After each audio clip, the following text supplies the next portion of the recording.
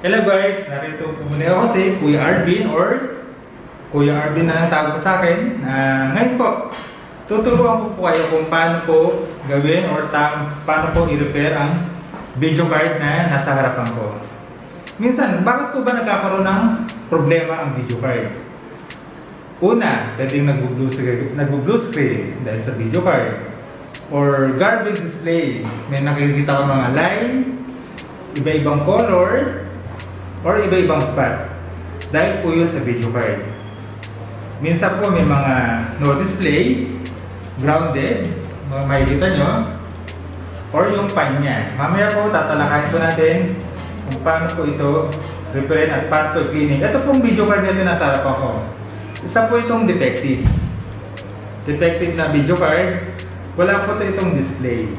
Mamaya po i-cleaning natin to, i-repair, i-blower. Ngayon po sa harapan nyo, papakita ko sa inyo na ito pong video card na hindi po umaandar.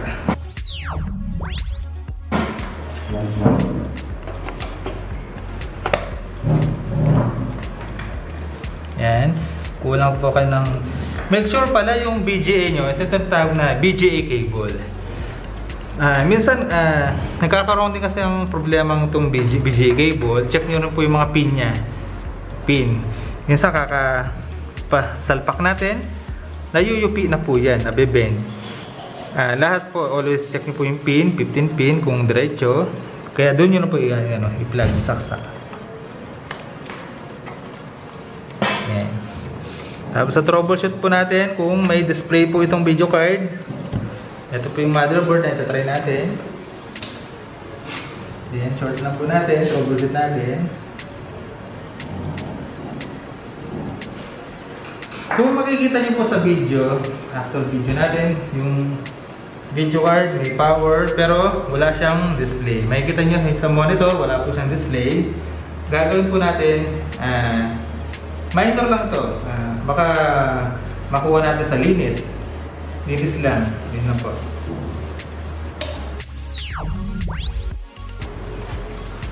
Ngayon, ang tamang procedure na tamang paglinis, kung may gamit po kayo, like blower, open blower, lacquer thinner. Kung wala po kayong lacquer thinner, mas maganda yung contact cleaner na tinatawag. Paintbrush po, brush, pati thermal paste, at pangbura. Gagawin po natin, kung may nakita kayong mga corrosion, mga capacitor, black, brown spot, caps. Gagawin nyo lang po, tanggalin nyo po natin muna yung pan.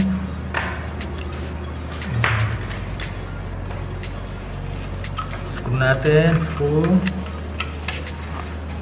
Yan. Simple lamang po ito. Kahit sa bahay, pwede nating repair, cleaning. Tapos tanggalin po natin yung pan. Blower na rin po natin yung pan po muna ng video card.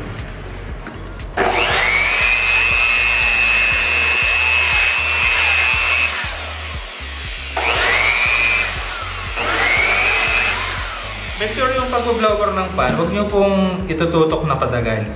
Pag tinutok nyo po ng matagal sa blower nyo, possible po yun yung pan nyo baka ma-break, mabalik. Kung wala naman po kayong blower, brush na lang po. Ito pong gamitin nyo lang po. Harap, pati likod. Tapos kung may naipon kayong, meron po siyang yung naipon na thermal paste na tuyo. Yung thermal paste na tuyo po yun, tatanggalin nyo. Papalitan natin ng panibago. Yan. Tapos ito po yung sa niya. Ito yung lacquer cleaner. Kahit mild lang po, lalagyan natin ng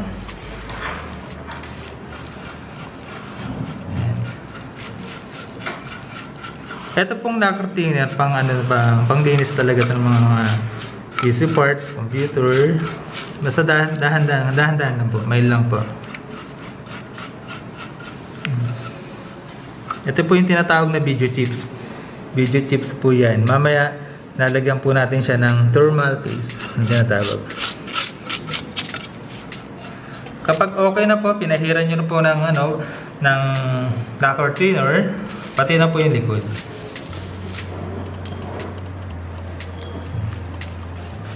Kaya po siya nagkakaroon ng ano ng garbage po, pati mga ano display. Yung ano po niya, yung mga capacitor po niya mga nagdikit na, yung mga nangalawang na.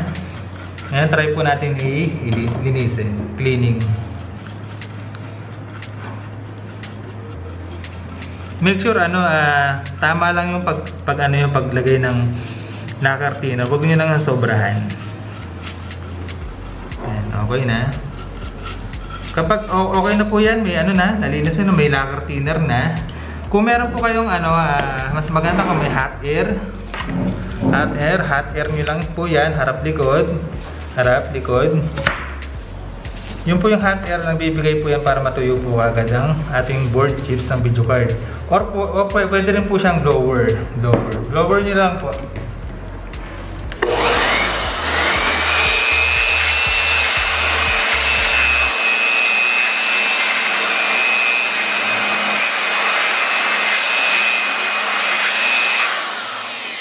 Harap likod.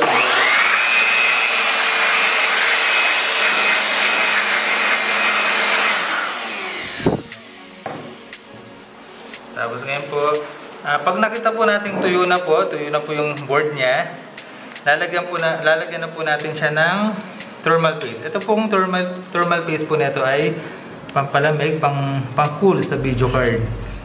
Para hindi rin po siya mag-overheat. Lagyan lang po yan. Yan. Tapos yung eraser, po natin erase yung yung pinaka-slot ng video card. Pinin lang po natin.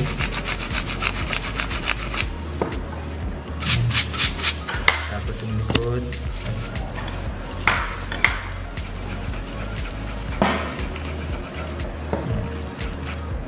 Harap likod na. Okay na po. Tapos po ilalagay na po natin yung pan niya. Pan ng video card.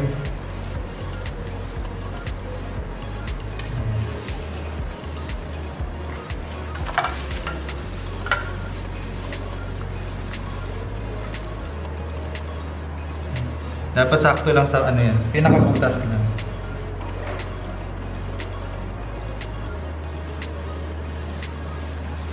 Dapat lagi nyong aalagaan yung video card nyo.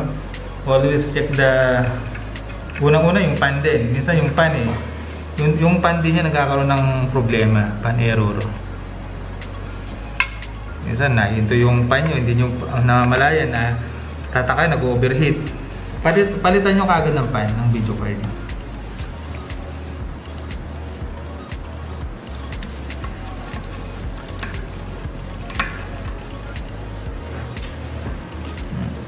Kadalasan po kasi ang video card ang nagkakaroon talaga ng blue screen, overheat po yan. Pwedeng drivers, pag-install ng driver.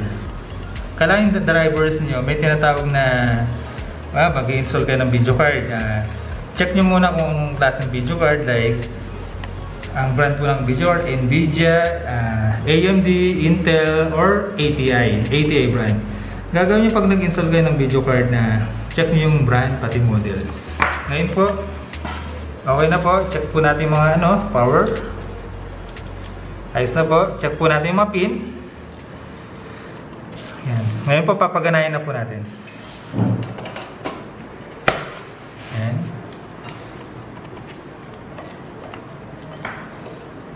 Yan. Tapos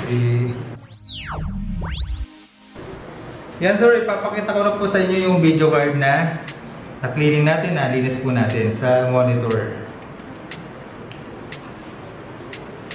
Tingnan po natin.